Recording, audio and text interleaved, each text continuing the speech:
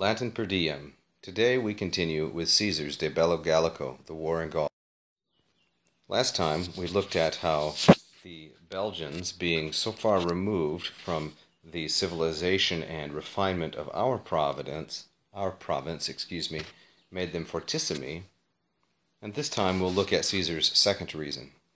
The second reason is that mercatores, or merchants, commeant, they traffic or they travel to them being the Belgians, very seldom, minime saepe.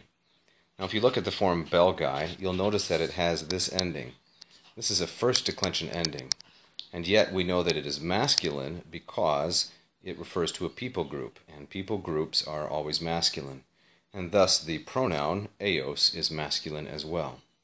So the mercatores, the merchants, very seldom, minime saepe, come to them, ad eos commeant, and thus they seldom important, that is, they seldom bring in or import ea. So the object of important is ea, and ea is a neuter plural accusative. It's the object of important. Ea likewise has a modifying clause, namely quae through pertinent. So what kind of ea are they? Well, they are the quae ad effeminandos animos pertinent, those things that tend toward the weakening of their courage, ad effeminandos animos.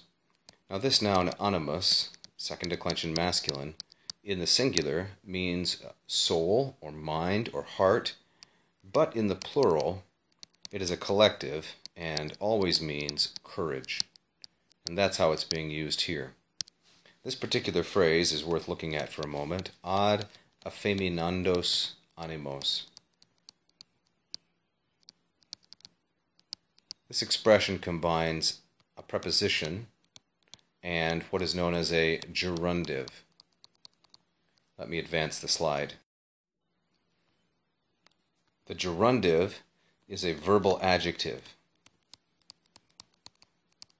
A gerundive is a verbal adjective. Now, because it's an adjective, it has gender, number, and case, and it can be any of those. It could be masculine, feminine, or neuter. It can be singular or plural, and it can be any of the cases. And here, because it's modifying animos, it must agree with animos in gender, number, case. When the preposition ad is used with a gerundive, it expresses purpose. So these merchants were very seldom there, and they very seldom brought in those things which tend to the weakening of their hearts. The next reason is proximi qua sunt Germanis. The Belgians are very close, proximi. Here's another one of those irregular superlatives. Very close to the Germans. And who are the Germans? Well, they are the ones qui trans Rhenum incolunt, the ones who live across the Rhine River, with whom, meaning the Germans, those belgae wage war, bellum gerunt, continenter, endlessly, without interruption. This adverb. Please join us next time.